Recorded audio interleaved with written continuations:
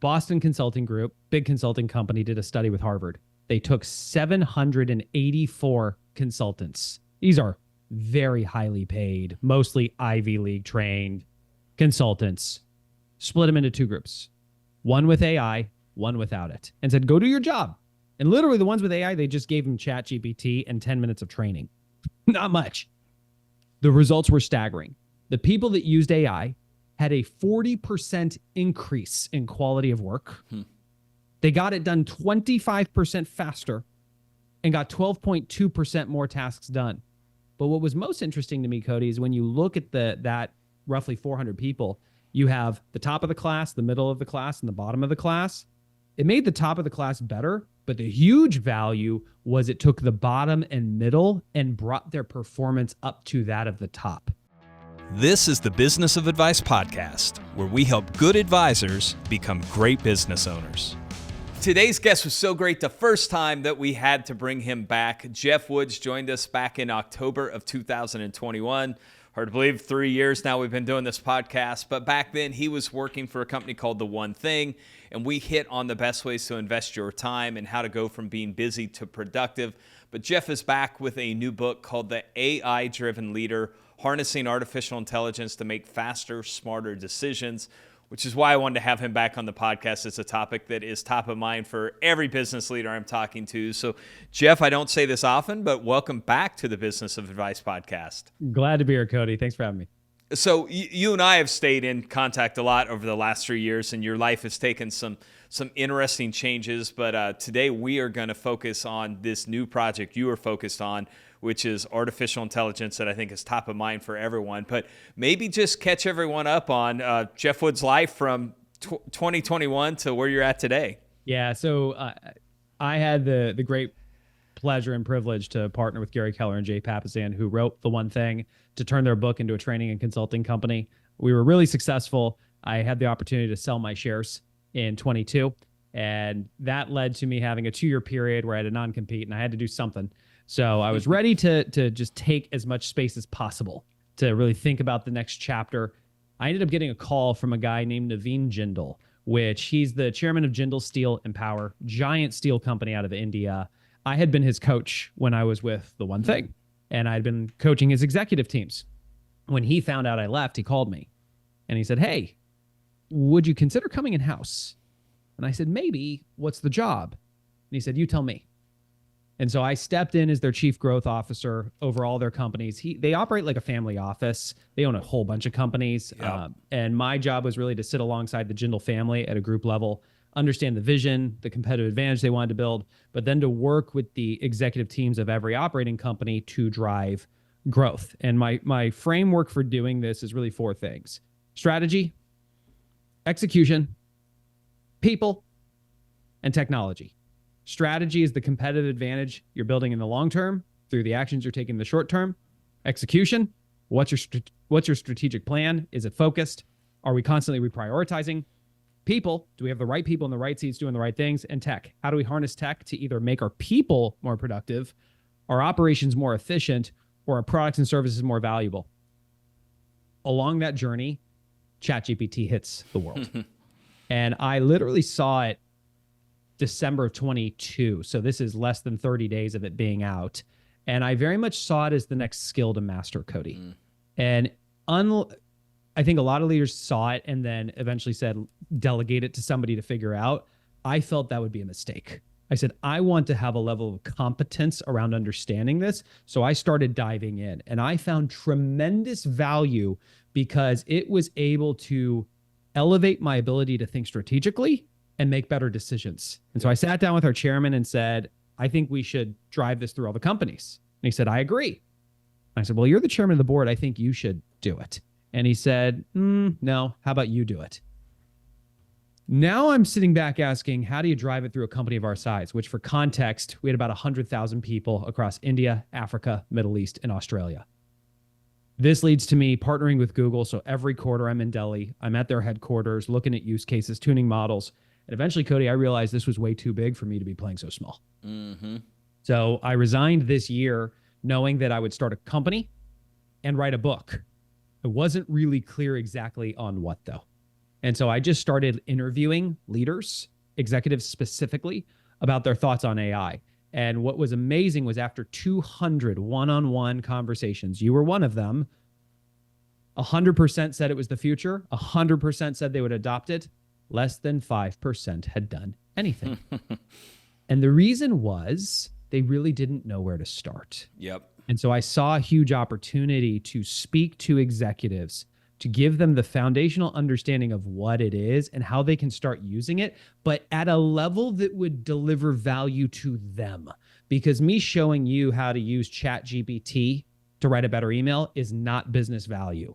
But your ability to think strategically is the difference between growing your business or going out of business. And it was wildly successful with JSP. Their market cap went from 750 million to 12 billion. So now I want to bring that to the masses. Man, that's great that you owned half the company too, right? As part of that deal you did. So I learned another lesson on that one. That's I know we're going to jump at. I mean, most of this we're going to spend talking about AI and use cases and just what people need to know about it. But maybe just because the book is out now, preview for people like what are the things that you're hitting in the book? Maybe just give a little book preview to start. Yeah, sure. So it's broken into 3 sections. Section 1 is about redefining what your leadership needs to look like in the AI era, because technology changes the skills that we apply and the processes that we follow. And that's all your job is. The skills you apply and the processes that you follow, AI is going to change them, which means you have to redefine who you are in a leadership, in an AI-driven area. Part 2 talks about how you can become an AI-driven leader. So very specifically, use cases for you to challenge biases and assumptions, to ensure that you are thinking long-term and not just short-term, to make faster, smarter decisions. 5 specific use cases that will supercharge your leadership. And then section 3 is about building an AI-driven organization in terms of what does it look like for you to drive this through the workforce? How do you create seamless integrations? How do you 10x the impact of every employee, which I actually think is conservative based on what I've seen? Yep. That's what's in the book. Cool. You start the book with a story that us Gen Xers are super familiar with, and that's the Blockbuster video story. Maybe just talk about that case and the lessons, and I think more importantly, like how that applies to AI and what we're staring at right now. Yeah. Your ability to think strategically is the difference between growing your business or going out of business. In 2000, Blockbuster was the undisputed king of movie rentals. Every weekend, millions of people flock to their local stores, and it's driving $8.7 billion in revenue, mostly on late fees.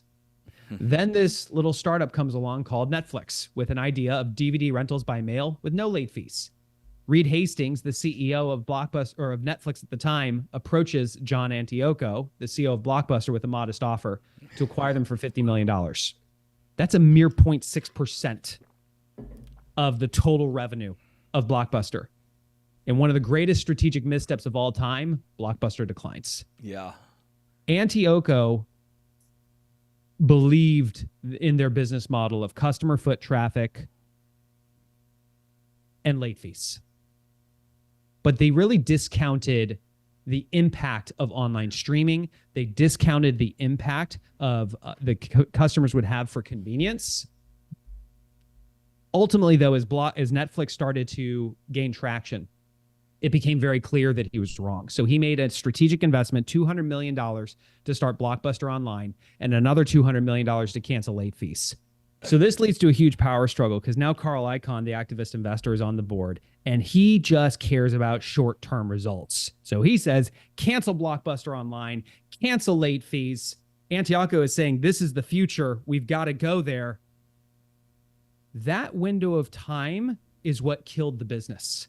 What people don't know is that the reason that Hastings approached Antioco was because Netflix was $50 million in the hole and they didn't see a path to winning. Yep. That was their path out. But because the board was distracted of Blockbuster, it created enough of a window for the flywheel of Netflix to turn fast enough that ultimately it was too late. And by 2010, Blockbuster is dead.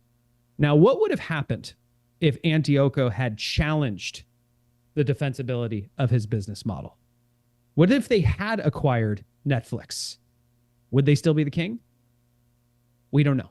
But what we do know is that the decisions you make determine your company's fate. And that is where we as leaders have to ask the question, how have we been doing this historically? And what does the path look like to doing it forward? And AI plays a crucial role there. I think the other interesting thing about that story is who knows if Netflix would look anything like it looks today had Blockbuster acquired them, right? I think, so part of it, even when I read it, is like it's also this idea of just challenging the assumptions of how you do things, right? So Netflix, I think credit to them, adjusted their entire business model too. Went from, the mail to streaming, which is, I don't know that they would look anything like they look had they not done that. So that's where I see, and you and I have had, half a dozen conversations now around this whole idea of AI in the workplace and how we leverage it. And to me, that's it. It's more about like, not necessarily saying, does this change everything we do, but can we challenge things that we're doing? And I think when I talk to people, and I know you too, it feels like people fall into one of two camps. One camp is they think this is going to be this dangerous thing. Even Elon has said some things during, his times of where like, if this isn't done well, it could end humanity. I think the other camp is much more excited about how do we use AI to, I'll even say this, like automate maybe, I don't like the word meaningless task, but automate tasks that could be automated and allow our team members, and this is what we talk about all the time, how can we free our team members up to do even more high-value things and more important things? So what are your thoughts? Like, what are the dangers and the risk, but then what are the potential benefits we're going to see? So what's interesting is when I was writing the chapter about the risks, I was really struggling. I was just hitting this wall. One morning, I was driving my daughter Daphne to school, and it's rainy morning. We're at a stoplight waiting to turn onto the freeway. And there's bumper to bumper traffic. And Daphne looks and goes, "Yay, Daddy, we get more time together." And I'm like, oh, that's such a nice perspective.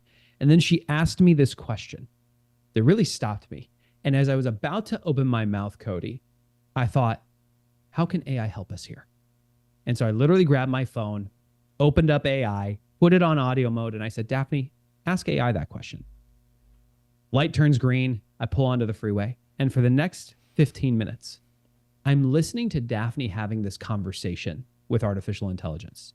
And Cody, I was so excited because I'm like, this is a defining moment in her life. This is the first time she's ever talked to AI. My excitement quickly started to turn to fear because she was asking it questions and accepting the answers it was giving it without questioning, is this right? She had no idea, and I had no idea. What had this thing been trained on? And how do I know if the advice it's giving her is quality? Are its values aligned with ours? It started asking her certain questions where she was really like pouring her heart and soul out into. I'm going, oh my gosh, like how do I teach her to think about privacy and what should you share? What should you not share? And also the way it was interacting with her, it appeared to be so empathetic. I could actually visualize a world where this could know her on a deeper level and adjust its approach, where she would have more rapport with a machine than she would with a human. We get up to school early. And so I went to a coffee shop and said, this is a time for us to sit down. And I explained to her that these are just prediction machines. It's just trying to make you happy. But what that means is it's giving you an answer, not necessarily the right answer. So how do you question and challenge what it gives you? How do you stay in the driver's seat as the thought leader? I talked to her about these things are trained on lots of information, but we don't know what it is. So they have biases and assumptions. We need to be aware of that. I said, if what you're sharing with it, you wouldn't say to the whole school, then don't say it to AI. And I talked to her, like I said, did you feel like it was a friend? She goes, oh, it's my new bestie. And I really emphasized the difference between a rich life is having moments that matter with the people that matter. AI will be a part of her life, but she needs to know the difference. And so this is where I think when I talk to organizations about this, there's obviously privacy and security risks of how do we make sure we're using a model that doesn't train on our data so it's secure. We need to be aware that they have biases and assumptions. So what it gives us, we have to challenge that. We can't just copy and paste what AI gives us and ask it to be an oracle. That's a path to mediocrity or just stuff just being wrong. But if you can approach with that level of thought leadership, it can be a very powerful tool. Well, I think as people, probably the people that listen to this podcast, none of us are probably going to be like the the experts in AI, right? I think business owners won't completely understand how to leverage it, the technical aspects of it, maybe even a lot of cases, because you've given me some new ideas on just business use cases. How would you encourage someone to start? Like where do they start, right? I think for anyone who's like not even sure what it is, like what do we start, and where would be your advice for that? So I'm specifically designing this for the CEO or an executive team member. Yep. One of your highest leverage activities is strategic thinking. So let's start there, because you mentioned the certain tasks. I call them the 80% tasks that only drive 20% of the results. I don't even talk about those. I want to focus on the 20% areas that will drive 80% of the results, which strategic thinking is one of them. I want you to think about a problem or an opportunity in your company that's going to require you to think strategically. Identify that, and then you literally go to AI and you describe the problem or opportunity in vivid detail. Mm-hmm. And then you give it any other context you think it needs to know about your business, your industry, any things you've done in the past. Like literally go long form. This is not another Google. Then you can say, your job is to be my thought partner. Interview me. Ask me up to 3 questions, one at a time, because otherwise it'll ask you 3 at once, to gather additional context. And once you have enough information, I want you to, and then describe what you want it to do. So let me give you a real example. I sat down with the CEO a month ago, Cody, and I asked him for his biggest problem. And he says, I got one. We're a manufacturing business. We leased a bunch of capital equipment from a Japanese company. The debt structure is now bankrupting us. We will literally go out of business if the debt does not get restructured. I went, oh my gosh, I'm so sorry. What have you done? And he walked me through each of the strategies they had deployed and why they didn't work. And he said, this actually went all the way up to the board of this Japanese company. But because they are publicly traded, they are refusing to restructure the debt because they're worried they'll lose face in Japanese society. Mm-hmm. Are you kidding me? Okay, that's a tough problem. And then he goes, can AI help? And I said, let's see. Yeah. Anytime I approach a use case with artificial intelligence, I approach with curiosity, not with an expectation. Will it work? Don't know. And I expect whatever I get back to be about 40 to 60% right, because usually that's because you have not communicated clearly enough with it. It's your communication that's the issue, not AI. So I opened up AI and I wrote a very strategic prompt. Everything I shared with you about, literally everything I just shared with you, from type of company, Japanese board, the things they did, why they didn't work, losing face, I put all of that in there. That was probably 3 paragraphs worth of content.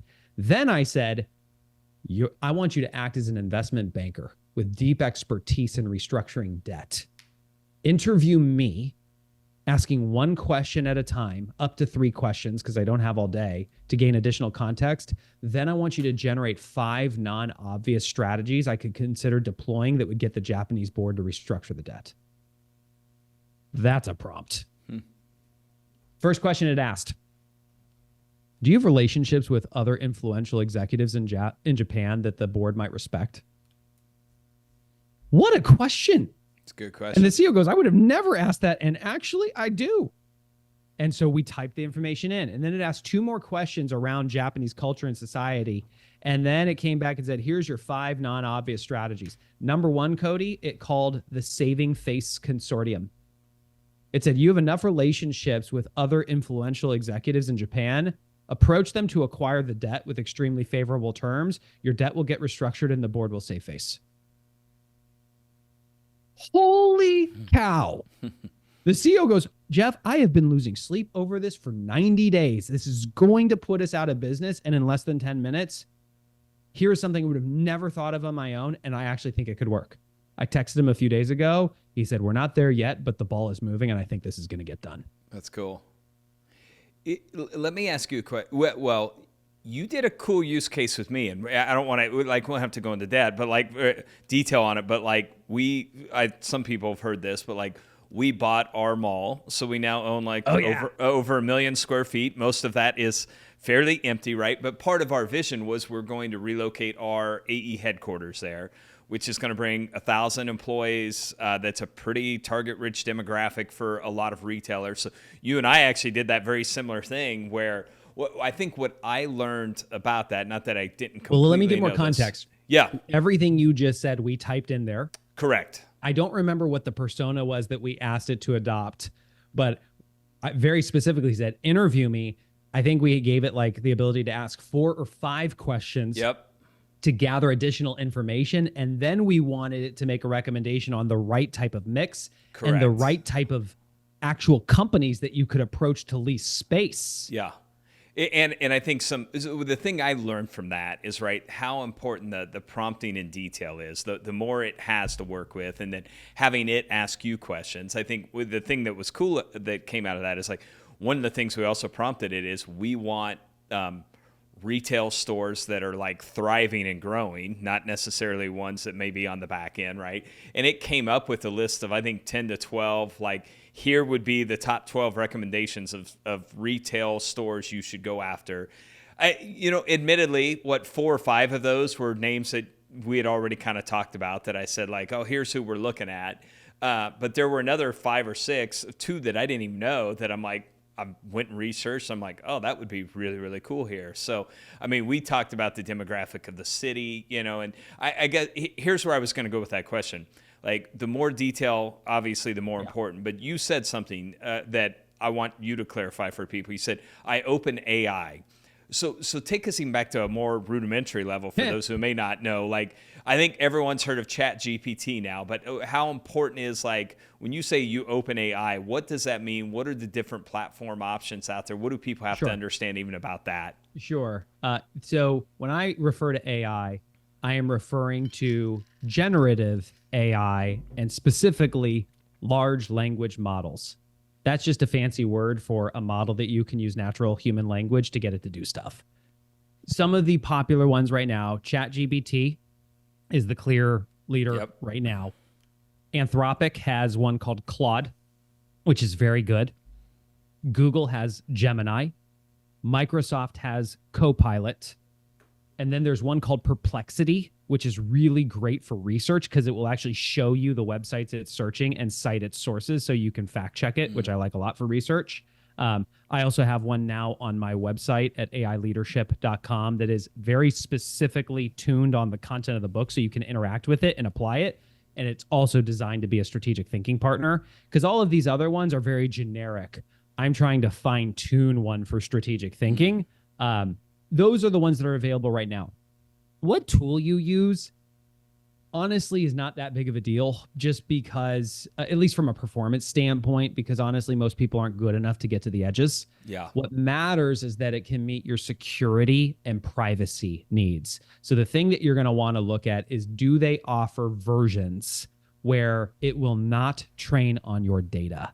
Meaning if you put AE's data into it, is it going to learn from it? Or if you have, like an example with ChatGPT, you can have a Teams account within ChatGPT where now you would have AE as its own instance.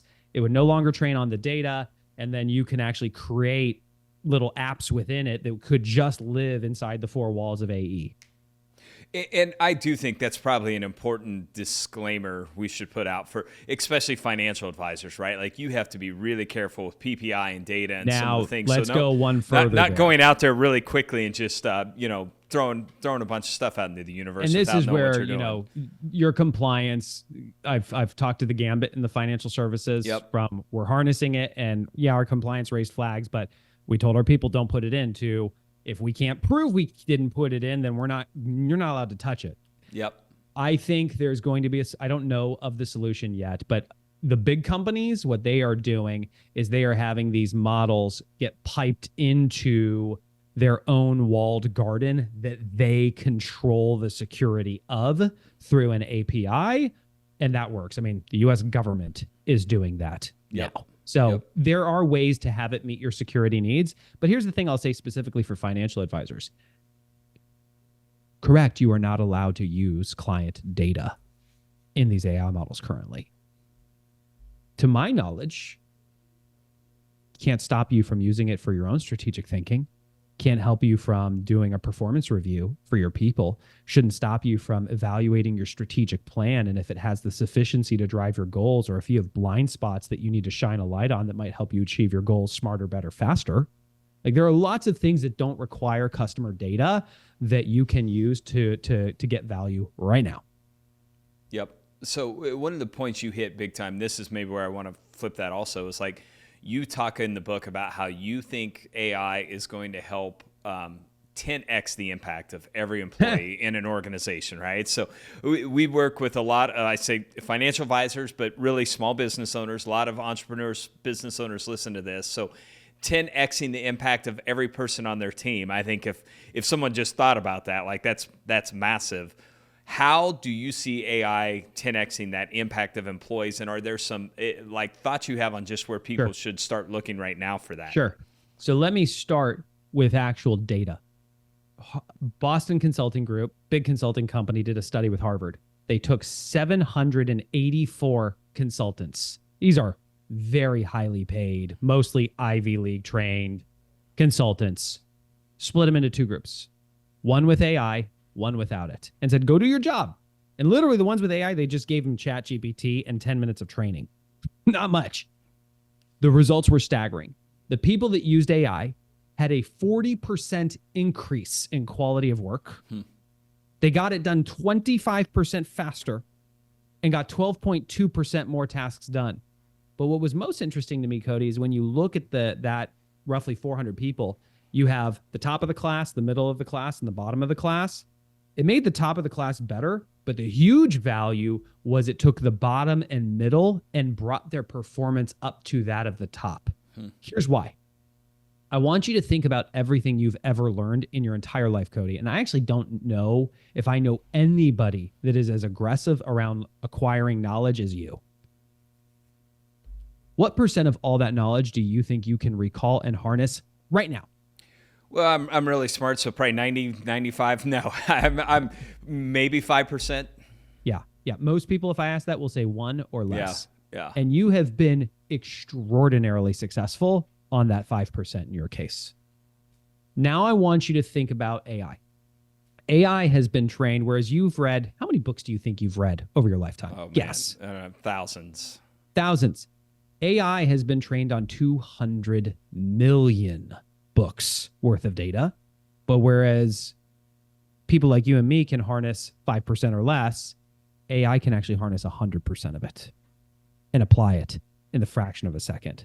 So if you think of yourself as the thought leader and AI as your thought partner, you now are tapping into the intelligence of the world with perfect recall and being able to harness it toward a task. That's how all of a sudden it can become the Swiss Army knife that can bring your level of competence up in areas that you're currently incompetent.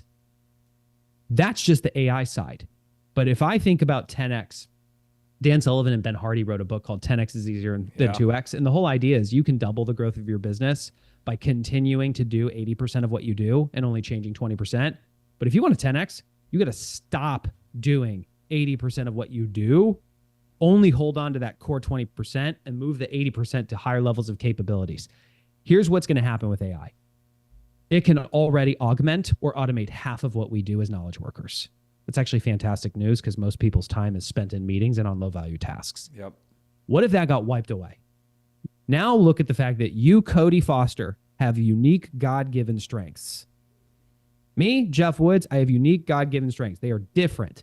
What if we could show up at work every day, harness our unique strengths, focused on the 20% priorities of our role aligned that will drive 80% of the results, in alignment with the company goals, and then supercharge it with AI? I think 10x is low.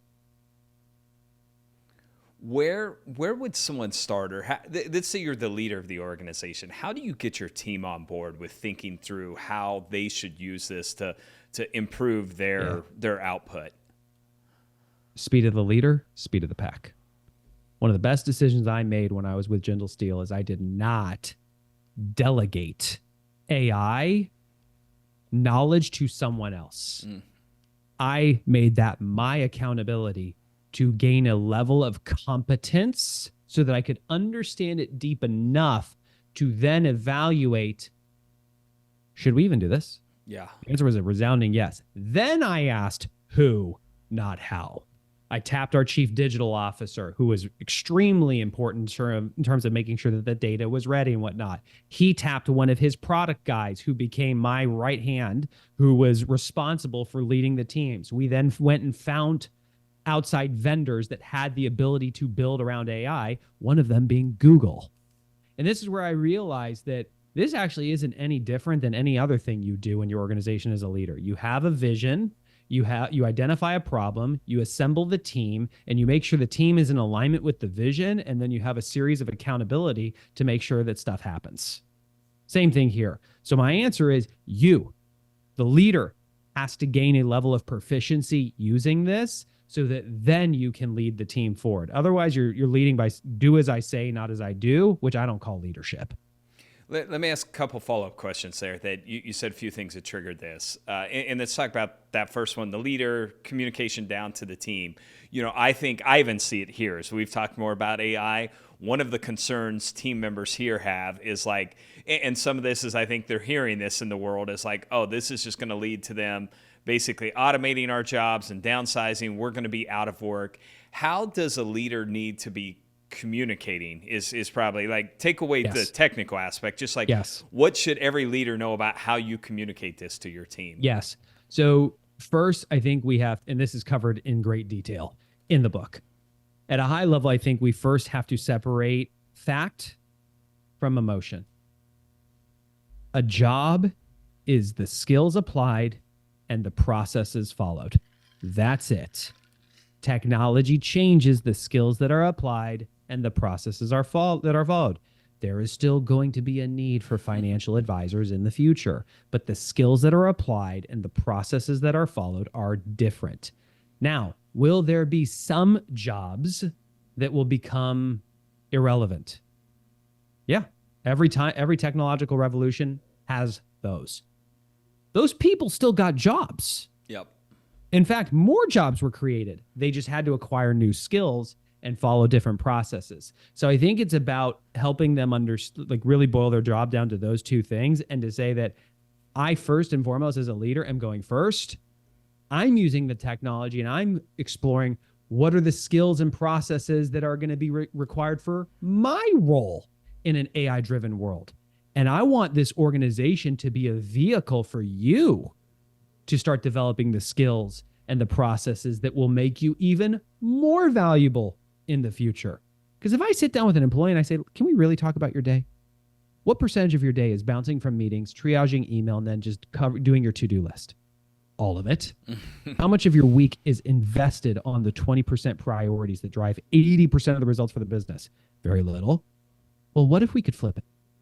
What if I could get to know you better and really understand you and your unique strengths, and I could harness your strengths and then focus it on those 20% priorities that make a direct impact to our company goals, and then I could give you something that could free up all the 80% stuff and help you do the 20% like a superhero. How's that sound? That's what this is. Whether they choose to move forward or not is not up to you. Your job is to lead with empathetic strength. But if they're growth-minded, they'll do it. If they're fixed-minded, then they are making a choice to not upgrade their skills. That's their choice. And that's a different conversation.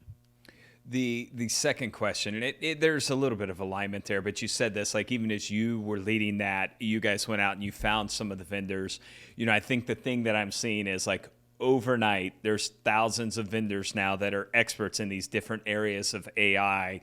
A lot of times I think your team members, if they are looking for solutions, are going to be out looking at all these vendors. How would you recommend, or what's the best way to make sure that you're working with legitimate businesses, that the information's being kept in confidential, secure, and that these things are going to do what they say they're going to do? Just any thoughts around this proliferation of vendors in the space? The answer is it's going to be really easy to get snowed. I think it's a big enough problem that we decided to take it head on. At a high level for our business, like it's about driving strategic thinking, but we have a executive AI network called The Collective so that we can collaborate and grow together. We do consulting with companies, and then we have a tech offering. But within that, I brought on a head of partnerships. Her sole job is vetting companies.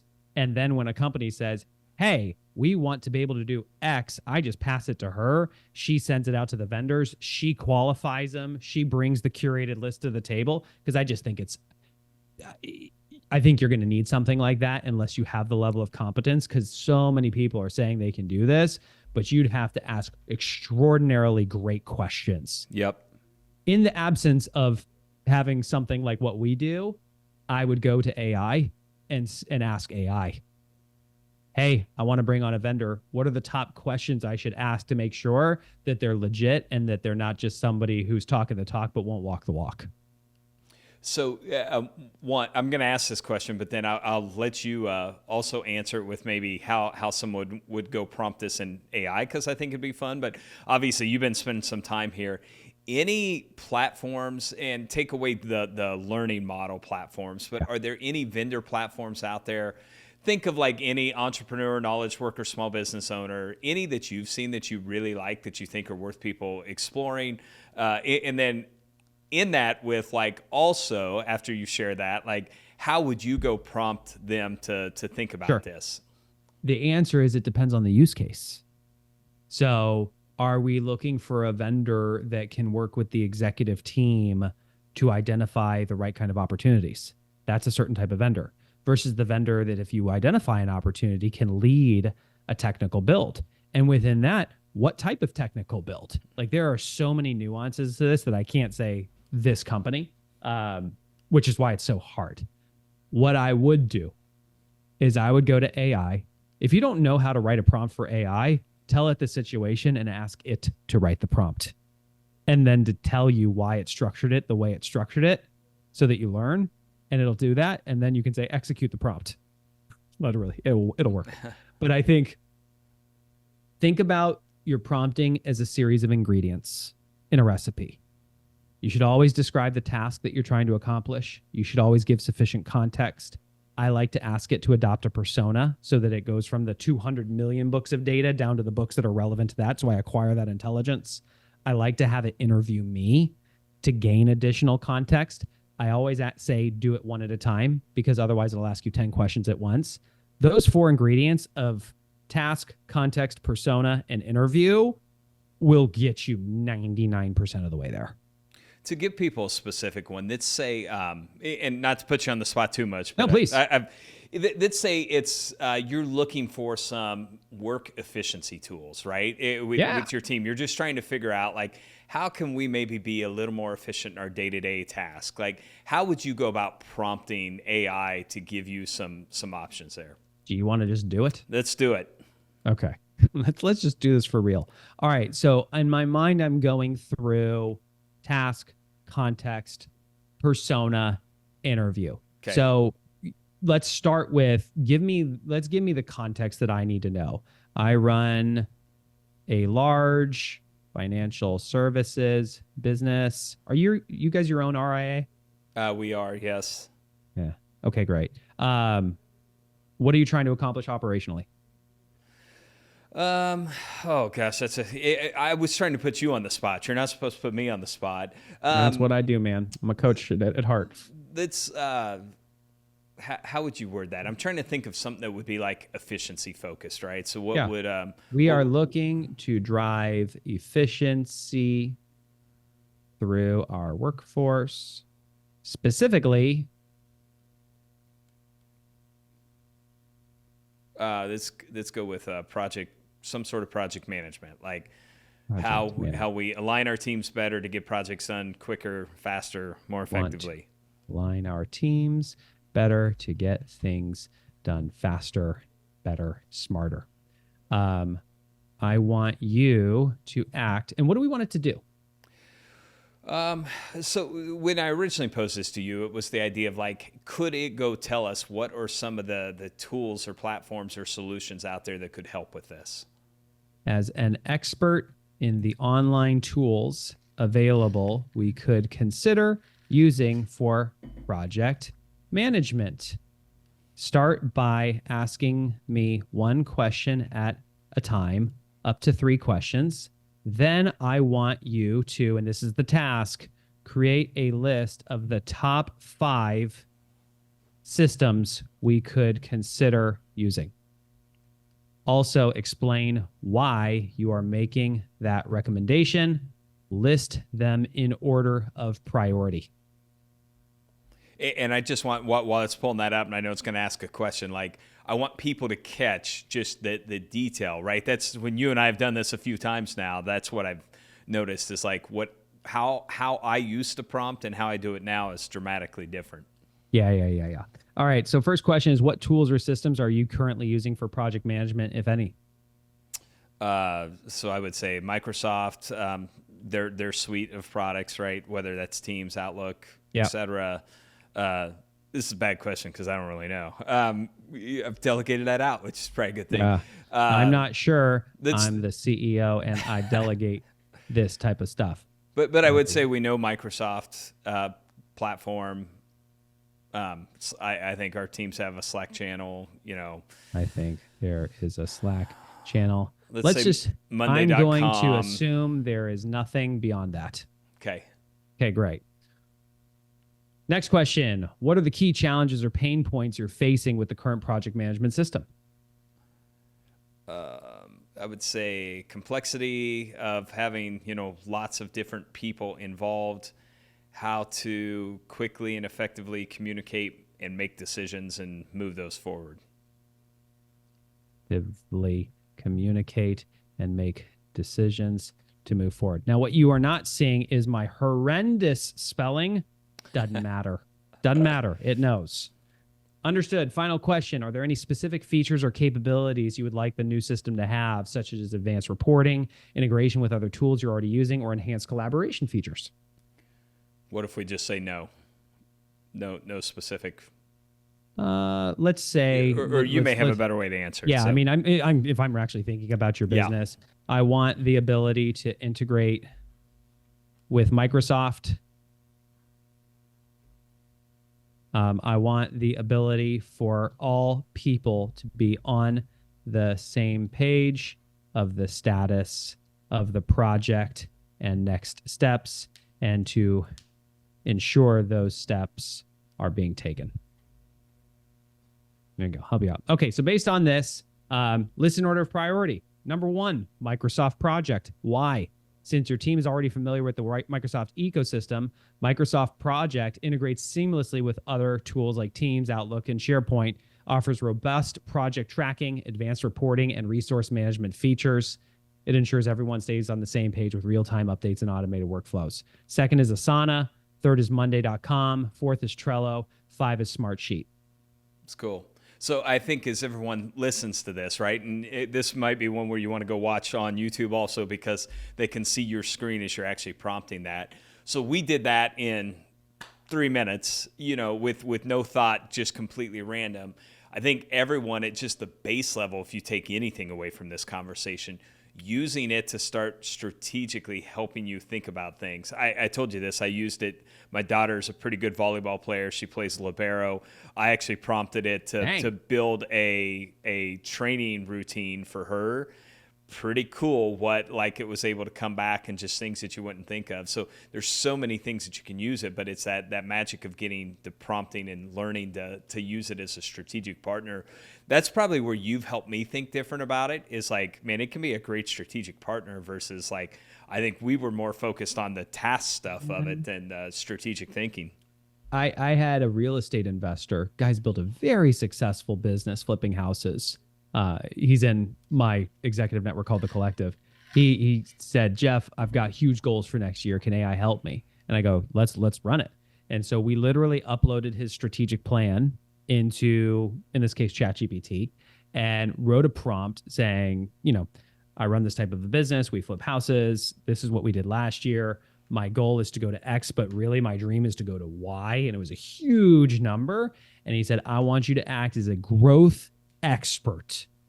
Interview me, asking one question at a time to stress test my strategic plan. Does it have the sufficiency to achieve our goals? Is our focus narrow enough? Are there things we should be considering that we're not considering? Are there things we're doing that we should stop doing? Once you're done, tell me what you like about my strategic plan, what you don't like about my strategic plan, and the top improvements I could make to my strategic plan. I mean, this is literally the type of stuff I have done historically with companies to drive all this growth. And I told AI how to do it. And it started interviewing him. And by the end, it came back and it said, at a high level, you can achieve your goal by scaling flipping houses. The problem is it's going to violate one of the things you care about, which is the quality of life you're looking for. My recommendation would be that you stop flipping houses altogether and instead invest in multifamily real estate and acquire service-based businesses for multifamily real estate. And it gave a justification for why. What was most crazy about this, Cody, was in the next 30 days, this guy took action. Instead of flipping a house and making $10,000 a transaction, he got a property under management that was going to instantly net him $1 million in equity. All because AI challenged his bias and assumption that because he's been successful flipping houses, that he should still be flipping houses. Pretty cool. I hope people start, like, just even if you're playing around with it, right? And I think you said something great. You know, people used to hire you and pay you six figures to come in and help them think through some of these strategic things. Chat GPT's a lot cheaper than you, although there's a lot of things you can be helping them with on AI. So we know that this space is growing like a rocket ship. Over the next couple years, what would you say you're most excited about when it comes to the developments you think we'll see in this space? I'm most excited about who we can become as leaders. I mean, the things that has driven me for the last decade, I'm a very purpose-based person. I really care about people and I really care about impact. And I am excited about this. I mean, you just said, like, my whole previous business model, I can get to do in a prompt. That's awesome, because that frees me up to move to a higher level of capability. I no longer have to be the one to ask the questions. Fantastic. So how do I move to a new level of skill, a new level of process to deliver even more value? And this is where I think about, so most people go through their careers being busy and questioning what they got done every day. They sacrifice their personal life, their relationships, their spirituality, their fitness for a job that actually drains them. And this is why I want to focus on the leaders. Who can we become as AI-driven leaders, where we create a world where people show up to work every day, they harness their God-given strengths, they focus them on the priorities of their role in alignment with company goals, and they're supercharged with AI. At the end of the day, they know they crushed it. And then when they're with their family, they're with their family because they know they won at work. That's what I think is coming. That sounds like a good future for a lot of leaders, I'm guessing. Okay, we're doing lightning round questions, and this is now I think I'm going to have our team go back and say what did he say last time, see if it's changed at all since then. But let's start this first one this way. I always say since COVID, but let's do it since you were on 3 years ago and some of the things you've done. Is there a new life lesson you've learned that you think you're going to carry forward for the rest of your career or your life? It's the advice I got when I was in college, when a CEO said to me, don't ask what job to get. Ask what are the skills that I can master that are so valuable, they'll serve me no matter where I go. I've carried that through my whole career, but this one right here is real career defining because I'm literally letting go of 80% of the way I used to work with companies and having AI do that to free me up to move to a higher level of impact. I think that's it. It's good. What is the one thing you've done that graduated you from being good to great? Growth is my number one core value. I have an unquenchable thirst for knowledge that I apply. And so, everything you hear, like, I live this every day. And it's that side of me that if there's something that interests me, I'm going to dive in and I'm going to go all in and I'm going to learn. Great transition to the third question. You may remember these, but is there something you're doing now or let's say over the next year to drive your own personal growth that has you excited? Yeah. One is I invest in my own coaches. And two is specifically with AI. I don't know it all. Nobody does. So I am actively building a network of leaders who are committed to enhancing their ability to think strategically and make a commitment to building AI-driven organizations that will build a better business and better lives for their people. And we're collaborating together because while I might own the company and I might be the author of the book, I'm a student and I'm learning alongside of these people so that I can expand my knowledge. I can deliver more impact to them. That excites the heck out of me. That's cool. Okay, let's say it this way. In the past I've asked, what's the book you've recommended most? I'm going to say over the last 3 years, what is the book that you've recommended the most to other entrepreneurs? For what specific use case? Let's just say in general. Oh, man. It's still the one thing. I mean, that book changed my life. Yeah. Because I am wired to focus on everything. I'm not wired to focus on the one thing. I'm not wired to prioritize. That book completely changed how I think because I had to live it at an insanely high level and teach it. Still highly recommend it. Good. Great recommendation. Okay, final question. Best piece of advice you've ever received? You're the average of the 5 people you spend the most time with.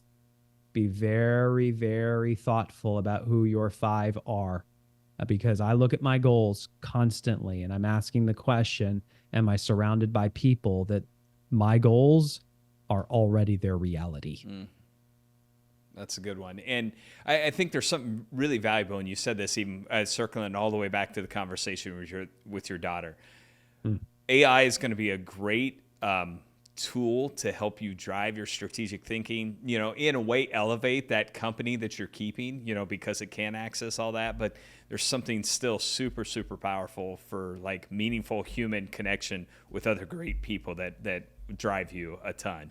No doubt. I mean, even this morning, I had I'm in the middle of a tough negotiation with a company and the response I got really surprised me. And I felt all these things instantly. I probably spent 30 minutes having a conversation back and forth with AI about different ways to look at it, challenging my biases and assumptions, how to respond, the whole thing. I still got on the phone with a trusted advisor to walk him through the situation because I wanted his take. Yeah. That's good. Geoff, you have been awesome in delivering a ton of value on a topic that is top of mind for a lot of people. Obviously, we talked about the book. Just let you plug that and just how else should people stay in touch with you? Awesome. Yeah. So the book's The AI-Driven Leader, Harnessing AI to Make Faster, Smarter Decisions. I'm also launching the AI-Driven Leader podcast. I really want to record conversations, kind of like what we did here, like real use cases so that people can hear them because that'll help. And then the website is aileadership.com. If you're interested in this, we have different ways we can support you, from the collective to consulting to technology to even the partners we can bring in. We're here to help. All right, man, it's a hot topic. So make sure as a leader that you prioritize it. I think that's the other big takeaway, right? Is this is one of those that can change it a way that I think it has to start at the top. So share this with other leaders, other people on your team that you think it's going to be valuable for. And so we say all the time, the world needs great leaders today, probably more than ever. So go be great.